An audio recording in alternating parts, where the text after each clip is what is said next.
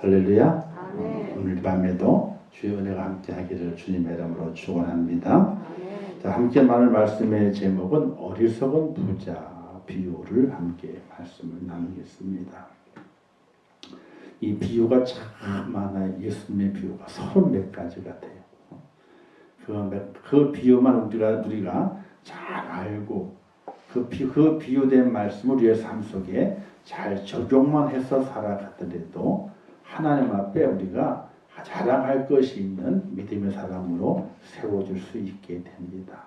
우리가 수많은 말씀들이 있지만은 우리가 우리의 마음의 허물과 연약함을 갖고 있는 이유는 어디에 있느냐?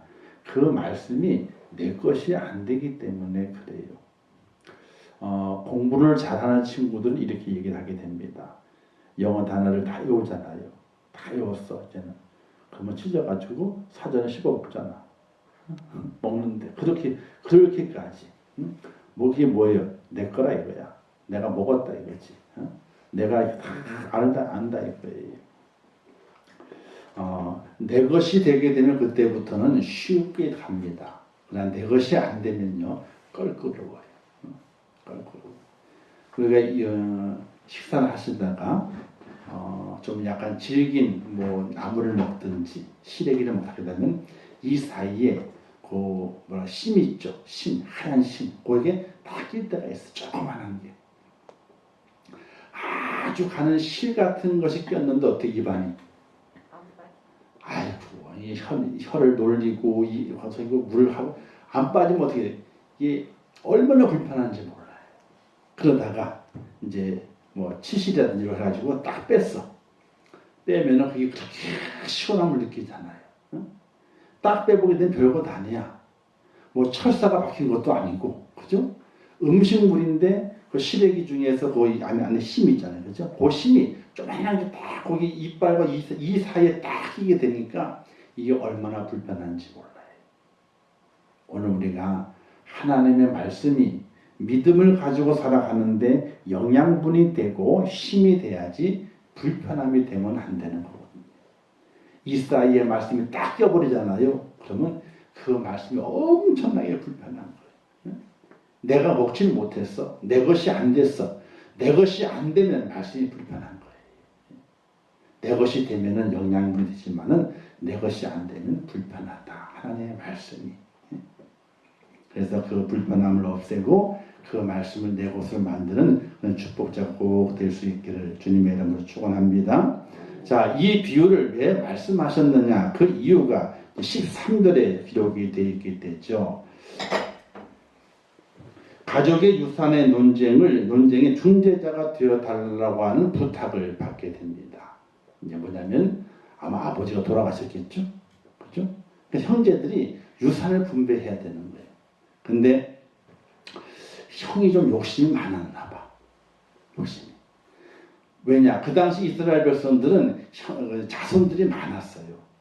자손들이 한두 명 된다면 큰 문제가 안 되겠지만 여럿이 되는데 누군가가 유산을 많이 가져가 버리게 되면 남아있는 형제의 유산이 가져갈 것이 없거든요. 그래서 거기 유산 분배에 대한 불평이 있는 한 사람이 예수님께 나와가지고 예수님, 우리 형이 부당하게 하나님의 그 아버지의 유업을 부당하게 나누었는데 좀 정확하게 나누어 줄 수 있도록 좀 이 중재를 해주면 어떻겠습니까? 그러니까 형이 부당하다는 거지, 형이. 그 중재를 부탁하는 거예요. 거기에서부터 이 비유가 출발하게 되었다 하는 사실이. 우리가 이 땅에 살아가다 보게 되면요, 법을 꺼내죠, 법. 저도 법을 잘 몰라요. 법을 찾아보려면 머리가 아프고, 법 공부한 사람들 보게 되면 대단한 사람들이요. 근데 법이 있잖아요. 근데 법을 언제 봐요? 평화로울 때 법을 봐요? 다툴 때 법을 봐요? 다툴 때 법을 봐요. 그러니까 오늘 말씀에서도 왜 예수님께 이 사람이 와가지고 예수님께 부탁을 했느냐?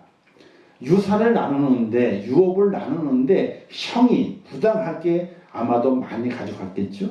형이라 그래가지고 많이 가져갔을 거예요.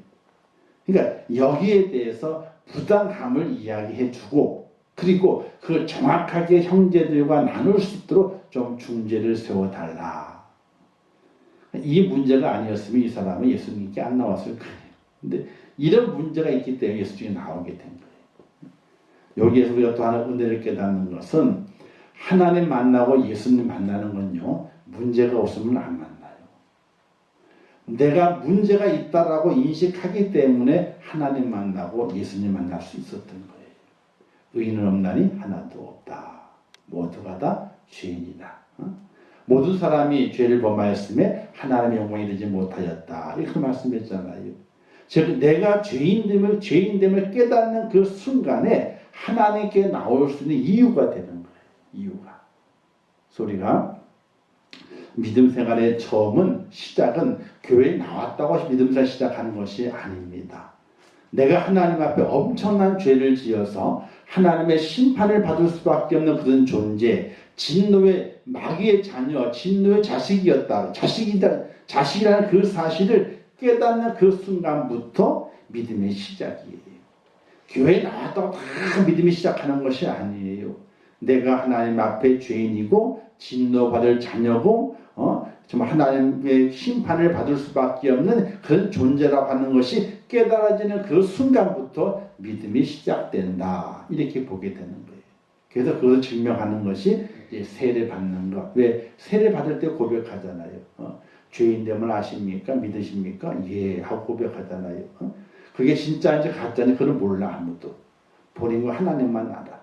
그래도 어떻게 돼? 그 고백이 있으니까 세례를 주죠. 그때부터 믿음생활 시작이라고 말하게 되는데 좀 하나님께서 엄밀하게 조사를 해봐야 돼. 엄밀하게 조사를 해봐야 돼.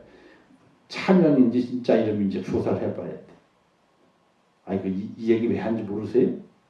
LH지로 사건 터졌잖아요. 차명인지 실명인지 조사를 해봐야지. 그것처럼 하나님께 고백한 내 고백이 신앙 고백이 진짜인지 가짜인지 하나님이 조사를 해봐야 돼. 누굴 보내가지고 천사를 보내가지고 조사를 해봐야 돼. 어쨌든 여기 한 사람이 예수님께 나온 이유는 다른 이유가 아니었어요. 형의 부당함을 이야기하고 좀 바르게 고쳐주십시오 라고 말하고 있는 겁니다. 구약의 법에는 어떤 법이 있냐면 유산법이 있어요. 유산법. 신명기 21장 17절 말씀에 반드시 그 미움을 받는 자의 아들을 장자로 인정하여. 자, 아들 중에는 이 미움을 받는 아들도 있고 미움을 안 받는 아들도 있잖아요. 그죠? 그런데 미움을 받든지 안 받든지 상관이 없어. 상관이 없어. 아버지가 정확하게 유산에 대해서 자 얼마 어떻게 하라 하고 정확 유언장을 기록해 놓지 않는 이상은 보편적인 유산의 법이 있어요. 그 법은 그 아들이면 되는 거예요. 장자 아들이면 되고 장자는 모든 형제들의 2배를 가져갈 것이며. 자 10명이잖아요. 아니 10명이요. 자녀가. 그러면 그 자녀 중에서 죄송한 얘기지만요. 다른 유산이 없어요. 구약의 법에.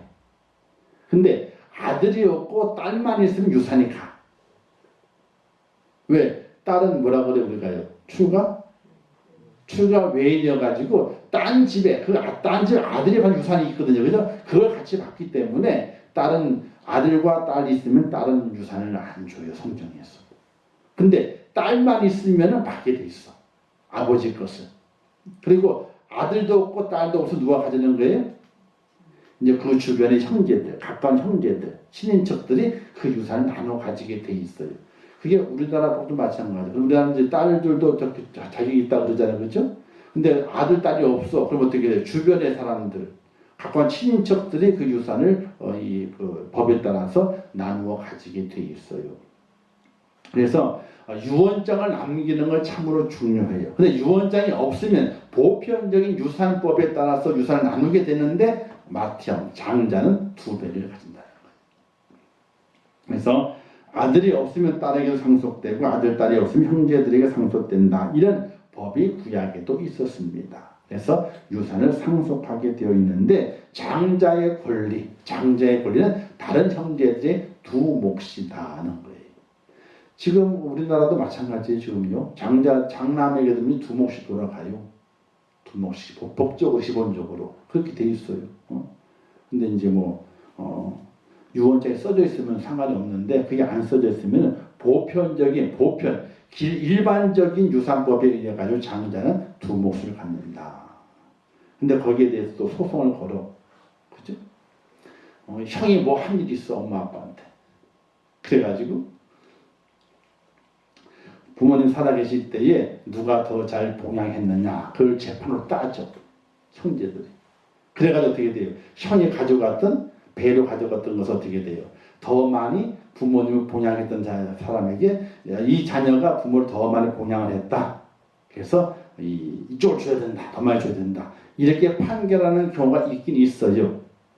그런데 금액이 많고 적기 때문에 그렇게 하는 것이 아니에요. 큰형이 장남이 잘 못 살았어. 근데 부모님에게 잘했는데 돈으로는 잘 못했어. 그러면 재판에서 돈으로 못했으니까 다 뺏어라. 그게 아니에요. 그 장남이 장남으로서 최선을 다해서 부모를 공경하고 모셨느냐, 사랑했고 도와줬느냐, 이 관계성을 잘했느냐, 여기에 따라서 달라지게 되는 거예요. 돈을 많이 했기 때문에 장자 걸 다 뺏어간다. 그것이 아니에요. 근데 장남이 예를 들어서 이제 세상 말로 개차반이요. 맨날 말씀만 부리고 돈만 뜯어가고 그냥 맨날 그랬어. 그러면 이제 나중에 재판하게 되면요. 그 장남의 몫이 없어. 기본적으로. 더 주는 형제들보다 더 주는 장자의 몫이 없어지게 돼요. 재판하게 되면. 그럼 재판할 일이 뭐 있어요. 형제들끼리. 살면서 좀 못한 친구 있으면은 형제 있으면 그쪽은 더 주고. 그죠? 잘 살만하면은 그냥 난 됐어. 그러고 가고. 그죠? 그러면 되는데 근데 안 그렇더라고. 뭐가 눈에 보이면? 현찰 눈에 보이면 눈에 안 보일 때는요 상관없다니까요. 근데 눈에 현찰이 딱 보여지게 되면 그때부터 생각이 달라지는 거예요. 이게 사람이라고 하는 게 돈 앞에서는 장사가 없어요. 장사가 없어. 어쨌든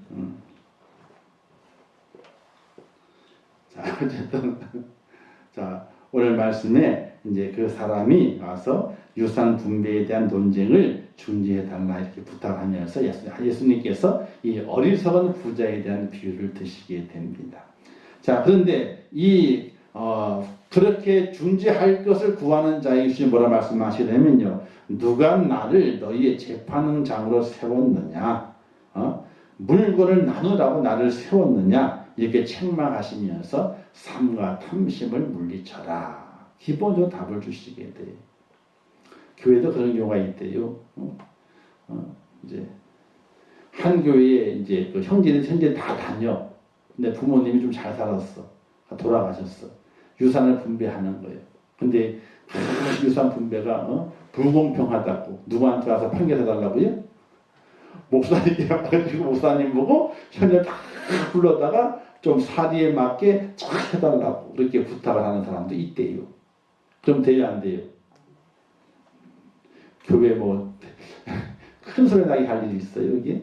그럼 절대로 안 돼요. 그건 알아서 조용히 되도록이면 형제는 조용히 더 가질 것도 아니고 더 안 가질 것도 아니고 조용하게 그냥 부모님이 생명 주신 것만 그것만으로도 감사하고 그리고 살아갈 동안 살아가면서 잘 살아오는 것에 대해 감사하고 혹 부모님이 남겨주신 것이 있으면 돌아보아서 형제 중에 못한 일이 있으면 좀 더 도와줄 필요도 있고 근데 도와준다 그래가지고 맨날 사고치고 돈을 맨날 해먹어 전혀 이 삶에 도움이 안 되고 사는 형제가 있어. 그죠? 그런 경우 있어요. 그러면 고민을 많이 해봐야 돼. 정말 이 부모님이 그래도 돌아가시게 될 때에 다 장례 끝난 다음에 남은 게 있는데 이걸 형제들을 가지고 하게 되면 어떻게 할 것인가 생각을 많이 해야 돼요. 지혜롭게 하지 않으면요 아무 의미도 없이 그냥 이렇게 흩어져 버리고 마는 경우가 많이 있어요. 그러니까 싸움이 나지 않으면은 흩어져 버리는 경우가 있어. 그것이 의미도 없이.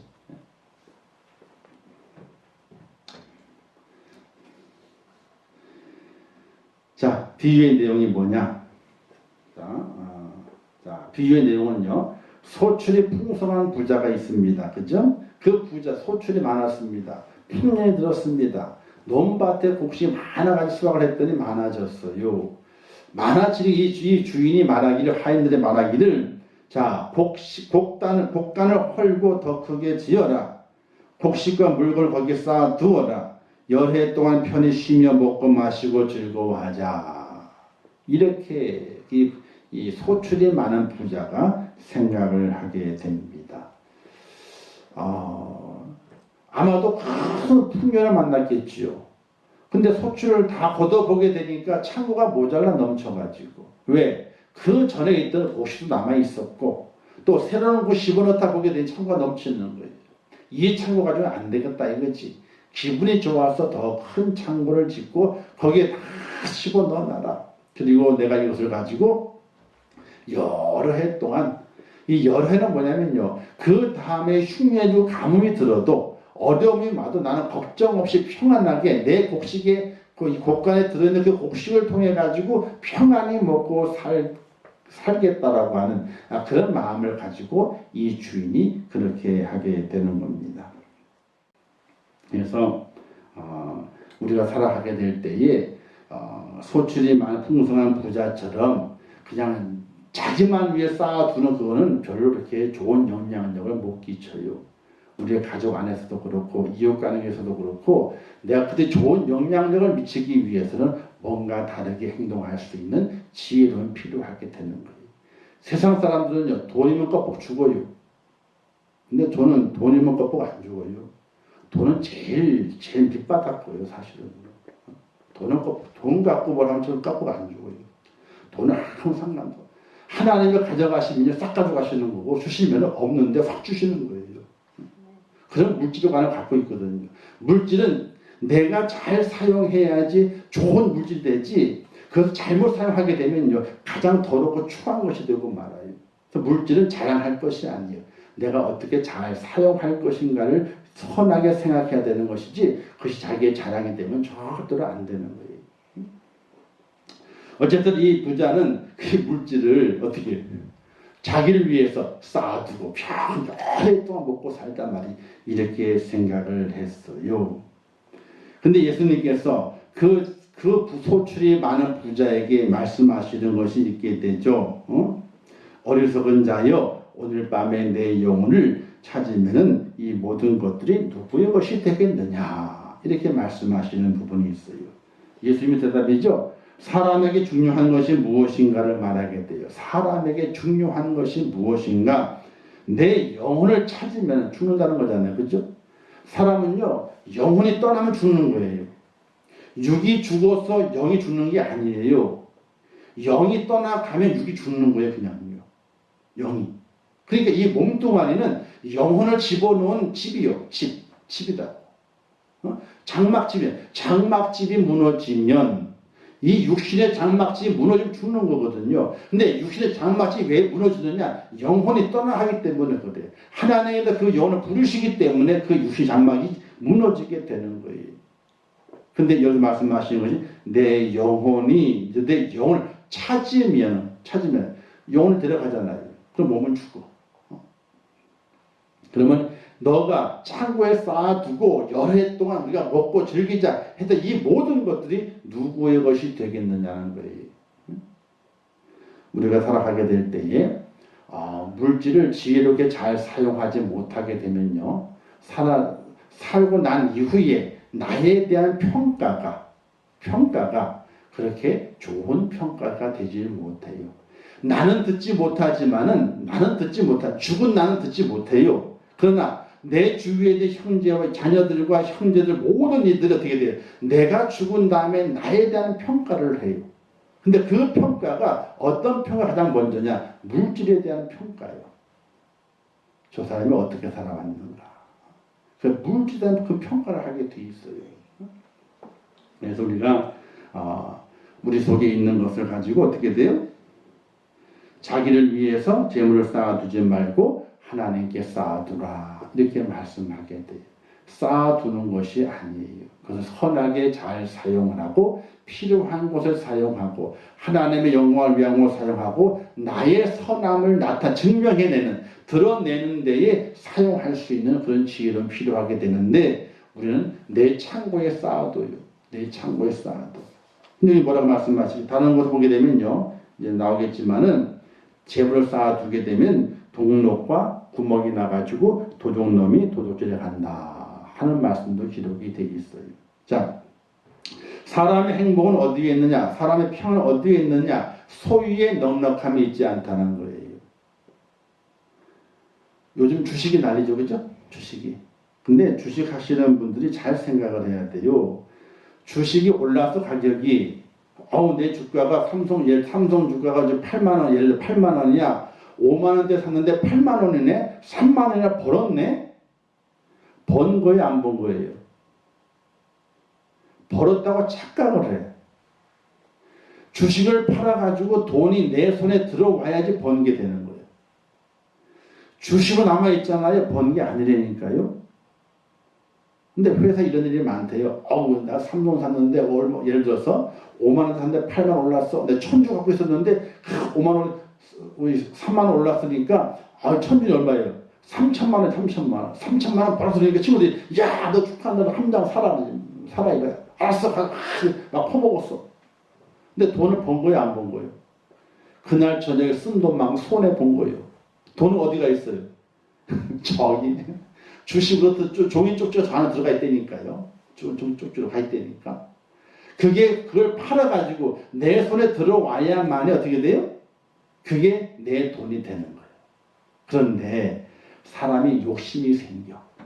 어떤 욕심이? 그 주식을 담보로 해가지고 돈을 더 빌릴 수도 있네. 자, 8만 원짜리 주식이 있어요. 한 장이 있어요. 근데 보니까 또 주식 더 사고 싶어. 그래가지고 이 8만 원을 담보로 해가지고 6만 원을 빌렸네. 80% 빌려주니까. 빌렸어. 빌려가 주식을 또 샀네. 요번에 주식 떨어졌잖아요. 3,400, 500에서 500에서 2,900 떨어졌거든요. 확 떨어졌어. 그렇게 빚을 융자를 대출을 받아가지고 빚을 냈자가 떨어졌잖아요.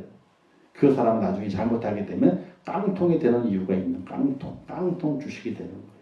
왜? 주식 갖고 있는데 대출 받아가지고 아무것도 안 나는 거예요. 그러니까 이게 착각이에요. 잘못하면 신기루만 늘 보고 있다가 손에는 한 푼도 못 쥐어보고 어떻게 돼요? 다 날려버릴 수가 있다는 거예요. 근데 주식하는 분들이 자꾸 하는 것이 주가가 올라가서 돈 벌었다 하고 있다는 거예요. 그건 돈 번 게 아니에요. 자기 손에 주어져 가지고 이 원금은 이만큼 요거 올라오고 본 거네 이렇게 나누어져야지 내게 되는 것이지 주식은 남아있어 가지고 내게 안 되는 거예요. 그래서 주식은 투자를 하면은 잘하면 좋아요. 왜? 잘 되는 기업들을 도와줄 수 있잖아요. 잘 되게끔. 기업이 잘 돼가지고 생산을 많이 해서 이익이 나오면은 주를 갖고 있는 주주들도 이익을 보는 거니까. 근데 투기 형식으로 해가지고 주식하려는 사람들이 너무 많다는 거예요. 지난번에 영끌해가지고 주택 산다 그러더니 지금 영끌해가지고 주식 산다 그러잖아요. 영혼까지 끌어대가지고 주식 산다 그러잖아요. 근데 그렇게 해가지고 주식이 되는 게 아니에요. 회사에 내가 도움을 주고 저 회사를 내가 잘 지켜보고 투자도 하고 그 회사가 이익이 나도록 어떻게 돼요? 그 연구를 잘하고 있는지 그걸 보고 그 잘하는 회사를 도와주고 이익이 나게 되면 자기도 도움 받고 이런 관계가 돼야 되는데 우리는 어떻게 돼? 이용해가지고 돈을 벌겠다는 생각만 가지고 있는 거예요. 이용해가지고. 이건 잘못된 거예요. 어쨌든 뭐 주식 모르시는 분들 주식 얘기하니까. 자, 사람의 행복과 평안은요 소유의 넉넉함에 있는 것이 아니에요. 소유가 많고 적음에 있는 것이 아니거든요. 자문에도 말씀했잖아요. 밥상에 고기가 가득해가지고 고기가 가득한데 다툼이 있는 것보다는 그냥 야채만 있고도 화목한 것이 좋다라고 말씀했거든요. 소위 넉넉한 것이 나를 행복하게 만들고 나를 평안하게 만드는 건 아니에요. 근데 조금 어떻게 돼요? 그 행복은 아니지만은 편하게 만드는 건 있어. 기분이 좋게 만드는 건 있어요. 티코를 타다가 그랜저 타면 얼마나 기분이 좋아요. 기분은 좋지. 그죠? 기름값이 문제지. 그죠? 티코는 세금이 없어 거진. 그죠? 그랜저 올라가면 세금이 많아요. 이런 부분도 있잖아요. 어쨌든 좀 편리함은 있어. 좀 유익됨은 있어요. 근데 진정한 행복과 평안을 주는 건 아니야. 주님 그렇게 말씀하셨기 때문에. 사람이 제일 중요한 것은요, 생명이에요, 생명. 내가 살아있느냐, 살아있지 않느냐는 문제예요. 이런 재미난 얘기 있잖아요. 정승 때 강아지가 죽었어.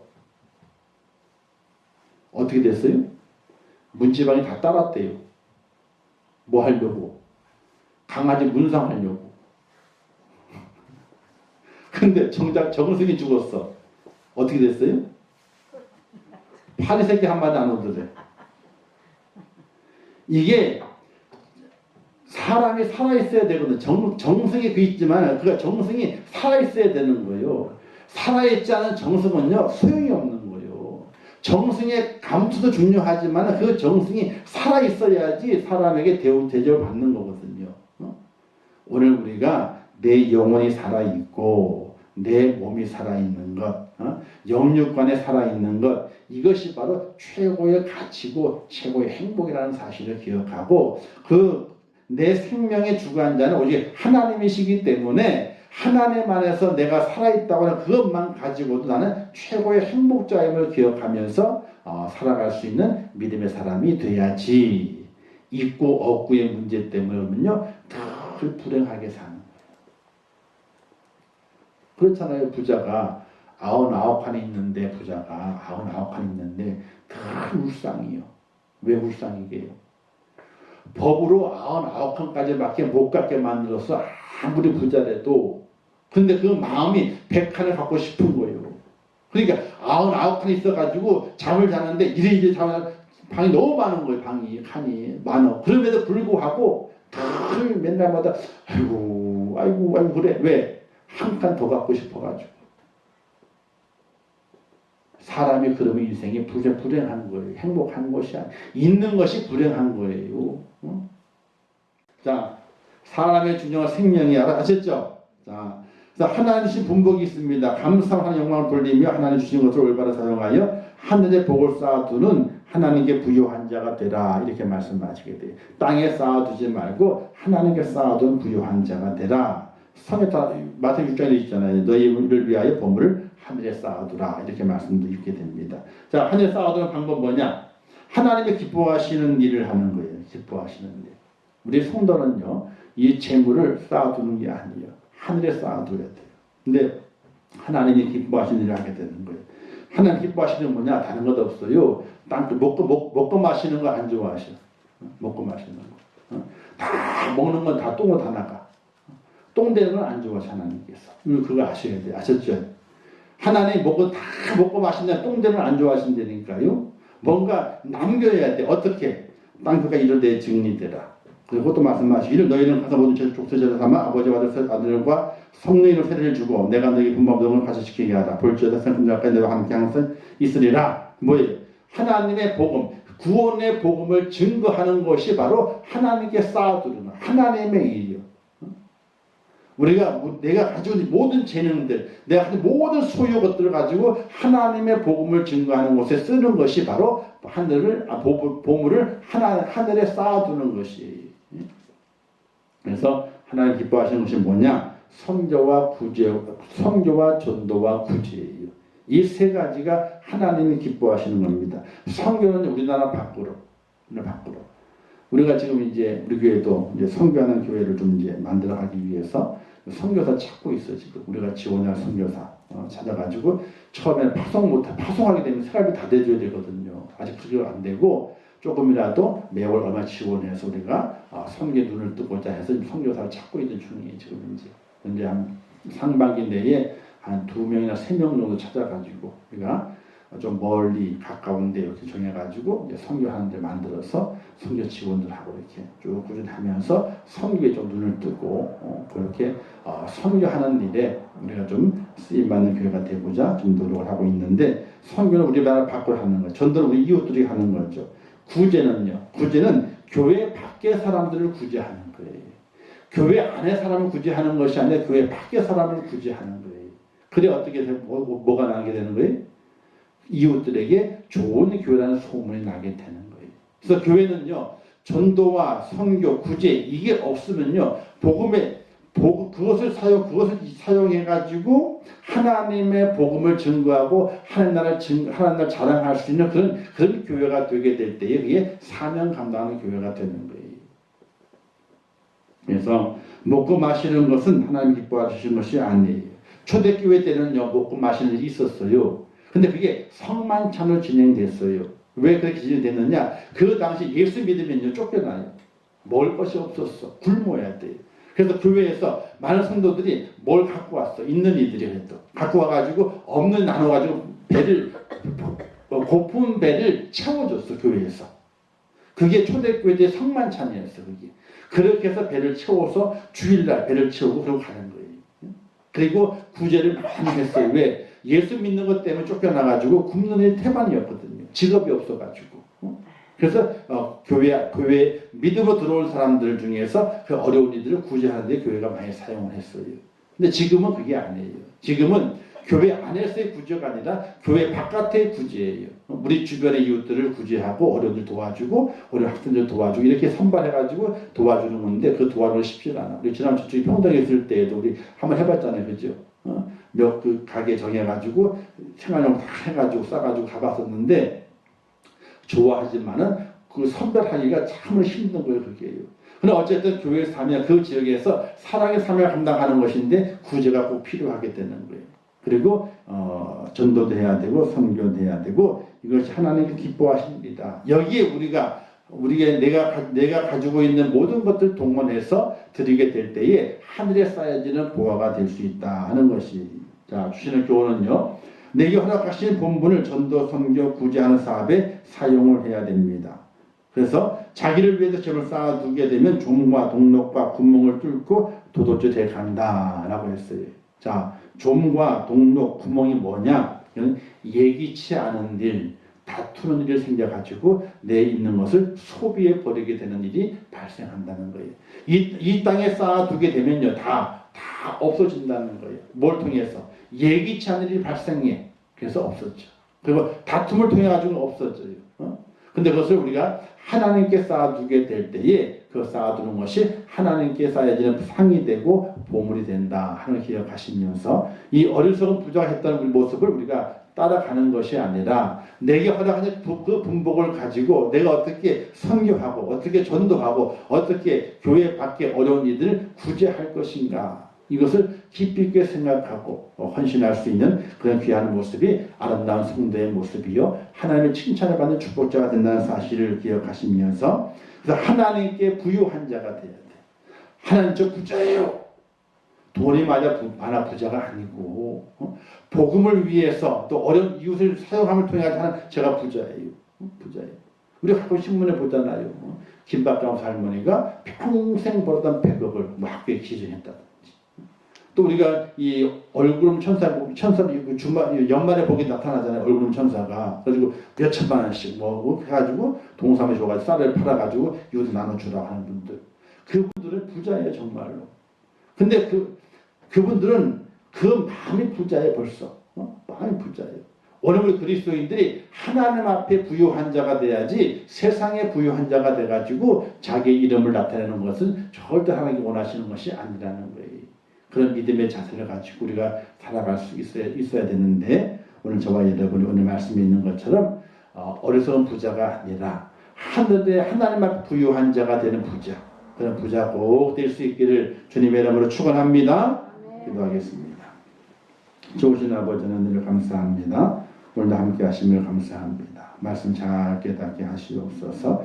어리석은 부자가 되지 않도록 인도하시옵소서. 하나님께 대하여 부유한 자가 될 수 있도록 저를 축복하시고 사명 감당하게 도와주시옵소서. 예수님의 이름으로 기도하옵나이다. 아멘. 하늘에 계신 우리 아버지여, 이름이 거룩히 여김을 받으시오며 나라에 임하옵시오며 뜻이 하늘에서 이룬 것 같이 땅에서 이루어지이다. 오늘날 우리에게 일용할 양식을 주옵시고 우리가 우리에게 죄 지은 자를 사하여 준 것 같이 우리 죄를 사하여 주옵시고 우리를 시험에 들게 하지 마옵시고 다만 악에서 구하옵소서. 대개 나라와 권세와 영광이 아버지께 영원히 쌓옵나이다. 아멘. 아버지 정말